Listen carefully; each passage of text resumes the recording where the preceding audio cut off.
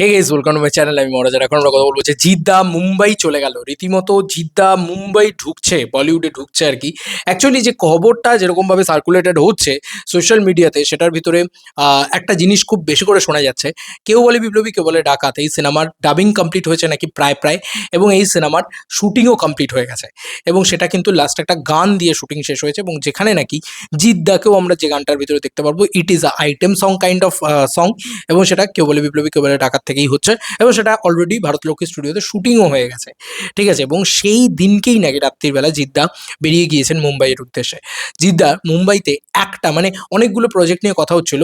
Specific হয়েছে বোধহয় যে কোনো একটা প্রজেক্টে জিদ্দা ফোকাস করছেন এখন, সেই প্রজেক্টটাকে নিয়ে জিদ্দা এগোচ্ছেন। ঠিক আছে, তো সেই কারণে সেই প্রজেক্ট নিয়েই কিন্তু এগোতে গিয়েছেন। এবার মুম্বাইয়ের কিন্তু জিদ্দা একটা বড় ছবিতে সম্ভবত থাকতে চলেছে।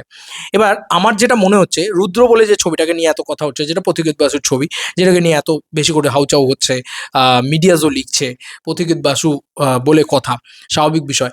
এবং সেখানে অলরেডি দেখা যাক যে সেই টিমটা কিভাবে কাজ করে, কিভাবে হয় আর কি, যেহেতু জিৎ বুম্বাদা একসাথে।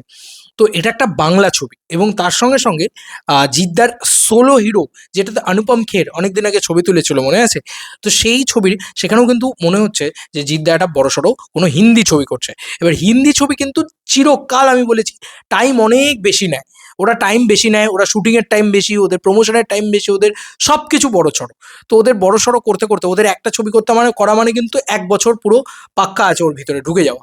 তো আমার যতদূর যা মনে হয়, ওই হিন্দি ছবি কমপ্লিট করে তারপরে জিদ্দা এখানে আসবে এমনটা নয়। হয়তো এমনটা করতে পারেন জিদ্দা যে ওই ছবিটার সাথে সাথে এখানে যে আহ, রুদ্র যে ছবিটা রয়েছে, মানে রুদ্র বলতে এখন সোশ্যাল মিডিয়া টাইটেল ওটা।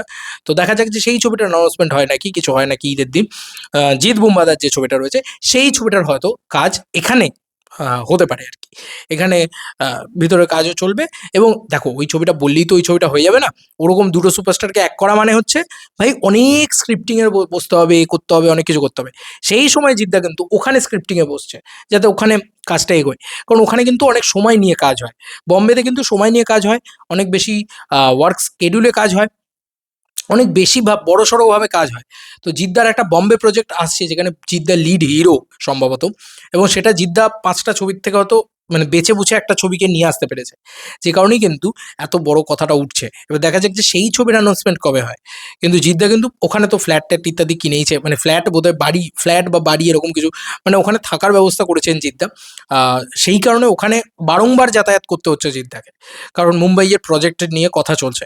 এবার বাংলাতেও আরো নানান মানুষের সাথে নানান প্রজেক্টে কথা চলছে। একটা বড় জিনিস কি জানো, জিদ্দাকে না অনেকেই নিতে চায়, অনেকেই করে। জিদ্দা কিন্তু প্রচুর প্রজেক্ট রিজেক্ট করে হিসাব মতন দেখতে গেলে। তো আমাদের বাংলা থেকেও প্রচুর প্রোডাকশনের সাথে জিদ্দার কথাবার্তা চলছে। জিদ্দা নিজেই এটা বলেছিল অনেকদিন আগে, মনে করে দেখো। কিন্তু প্রচুর রিজেকশন জিদ্দা এই কয়েকদিনে করেছে। নাহলে হয়তো জিদ্দা তুমি বছরে ৩টে করে ছবি দেখতে পেতে, ৫টা করে ছবি দেখতে পেতে। জিদ্দা ওরকমভাবে ছবি করেন না, বছরে হয়তো ১টা কি ২টো ছবি করবেন। এবার স্ক্রিনিং কমিটির যে নিয়ম আমাদের এখানে, আমার যেটা মনে হয় সেটা হচ্ছে যে ২টো করে ছবি করা। আমার মনে হয় অ্যাজ প্রোডিউসার জিদ্দা একটা করে ছবি করবে, আর অ্যাজ অ্যাক্টর একটা করে ছবি করবে। এরকমই করতে পারে, কারণ আমার মনে হচ্ছে না জিদ্দা বছরে ২টো করে ছবি করবে। ওই বছরে একটা করেই ছবি লোকটা করবে, কোয়ালিটিতে ফোকাস করবে। তো হিসাব মতন যদি দেখো, তাহলে এবছর যদি কেউ বলে বিপ্লবী, কেউ বলে ডাকাত আসে, সামনের বছর হয়তো তুমি বলিউডের প্রজেক্টটা দেখবে, তারপরের বছর হয়তো তুমি জিৎ বুম্বাদার ছবিটা দেখবে। এমনটা হতে পারে, কারণ তাহলে ২০২৮ হতে পারে। ২০২৮-এর ঈদে হয়তো গিয়ে তুমি দেখলে জিদ্দা মুম্বাদার ছবিটা হচ্ছে। তো একবার যদি বলিউডের ছবিটা হয়ে যায়, তারপরে জিদ্দা ওই ছবিটাতে হাত দিতে পারে। আবার যদি বলিউডের ছবিটার সাথে সাইমালটেনিয়াসলি এই ছবিটা শুট করে, আহ, জিদ্দা বুম্বাদার যে ছবিটা রয়েছে, বা সত্যিই যদি পথিকৃৎ বাসু সেই ছবিটা শুট করে, বা সেই ছবিটা হয় অফিসিয়াল অ্যানাউন্সমেন্ট আসে, তাহলে সেই ছবিটার সাথে যদি সাইমালটেনিয়াসলি শুট হয়, তাহলে সেটা কিন্তু একমাত্র পসিবল। আমার মনে হচ্ছে না যে এত বড় বড় দুটো ছবি এরমভাবে শুট করা পসিবল জিদ্দার জন্য। হবে না ওরমভাবে। বলিউডের ছবিটাকে জিদ্দা প্রথম হয়তো দেবে, প্রথম জায়গাটা দেবে। তার পরবর্তীতে আমি কেউ বলে বিপ্লবী, কেউ বলে ডাকাতের পরবর্তী লাইন আপের কথা বলছি আর কি।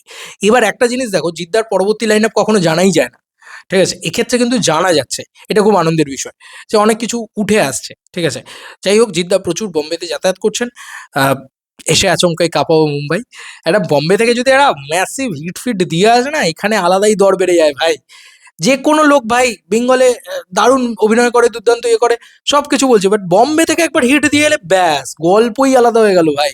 তখন তার সম্মান একদম ১০০ পারদ উপরে উঠে গেল। তো এটা এটা হয়, এটা দেখেছি আমি।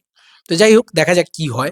তবে আমি আমি আমি প্রচণ্ড প্রচণ্ড এক্সাইটেড অ্যাবাউট জিদ্দাস আপকামিং প্রজেক্ট। তবে আপাতত কেউ বলে বিপ্লবী, কেউ বলে ডাকাত, এটা নিয়ে আমাদের মেতে থাকতে হবে, কারণ আপাতত কোনো অ্যানাউন্সমেন্ট নেই। ঈদের দিনটার জন্য আমি ওয়েট করে আছি। একটা স্পেকুলেশন আছে, একটা আছে যে হতে পারে ঈদের দিন জিদ্দা কিছু না কিছু অ্যানাউন্স করলো। যদি না হয়, জিদ্দার জন্মদিনের ওপরে অপেক্ষা করে থাকতে হবে যে জিদ্দার পরবর্তী ছবির অ্যানাউন্সমেন্ট কী হলো। মানে কেউ বলে বিপ্লবী, কেউ বলে ডাকাতের পরবর্তীতে। কারণ আমরা না ওই টু হিরো ফিল্মটা দেখতে চাইছি, যেটা জিৎ আর বোম্বাদা একসাথে করছে। তো দেখা যাক, দেখা যাক ওই ফিল্মটা কবে হয়। এবং জিদ্দার বম্বে প্রজেক্ট তো ডেফিনেটলি আমরা দেখতে চাইছি। তো বম্বে প্রজেক্টের মূলতটা সবটাই বম্বেতে হবে, সেটা তো বাংলার প্রজেক্টই নয়। সো সেইভাবে আর কি খাকি দ্য বেঙ্গল চ্যাপ্টারের মতন হবে না, হয়তো আর একটু বড় স্কেলে হবে, কারণ ওটা হলের ছবি হবে। আর যদি সত্যিই হলে সাকসেসফুল দিয়ে দেয় জিদ্দা, ভয়ানক একটা জায়গায় যেতে চলেছে।